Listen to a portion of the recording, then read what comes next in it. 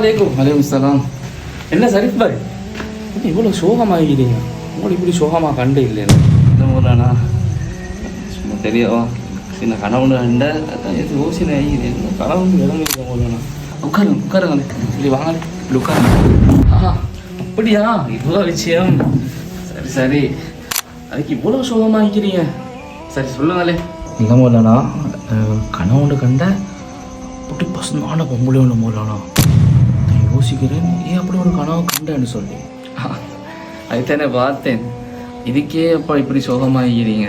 ஏமோல நான் சிரிக்கிறீங்க? சரி ஆசைகள் ஈதா. நபி ஸல்லல்லாஹு அலைஹி வஸல்லம் அவங்க திருமணத்துக்கு முன்னால் ஆயிஷா நாயகி அவங்கள 2 தடவை கனவுல கண்டிக்கிறான். ஒருவேளை நீங்களும் வருங்கால மனைவியை கண்டீங்களோ தெரிய கனவு. அப்படியே மோலானா, நான் தானே கல்யாணம் முடிச்சுட்டேன் மோலானா. இது வந்து நபிமார்கள் காண்றது வஹியே மோலானா. எனக்கு என்ன மோலானா? அப்போ சரிப்பா, இது நான் ஆயிஷா நாயகி சொன்ன ஹதீஸ் சொன்னதை நான் சொன்னேன். இது ஒரு சாதாரண ஒரு மனுஷன் காண்றதை பற்றி சில மார்க்க அறிஞர்கள் சொல்கிறாங்க. காண்ற பெண்ணையோ அப்படி இல்லைன்னா அவளை போல ஒரு பெண்ணையோ திருமணம் முடிக்கக்கூடியவர் இருக்கலாம் என்று சொல்கிறாங்க. அதே போல் இன்னும் சில மார்க்க அறிஞர்கள் சொல்கிறாங்க அவனோட வாழ்க்கையில் செல்வத்தில் வாழ்க்கையில் உயர்வில் பறக்கத்தில் உண்டாகும் என்று சில அறிஞர்கள் சொல்கிறாங்க.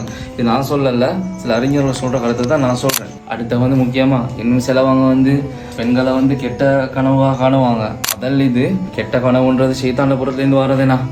அதுக்கு நாங்கள் எல்லாட்ட பாதுகாப்பு தேடிடும். நல்ல கனவுகள் வந்தால் இனி அல்ஹம்துலில்லாஹ் சொல்லிட்டு நல்லா இருந்தால் நனவாக்கிட்டு துவா செய்ய வேண்டியது தான். நல்ல விஷயம் தானே. அப்போ பயப்பட தேவையில்லைண்ணா.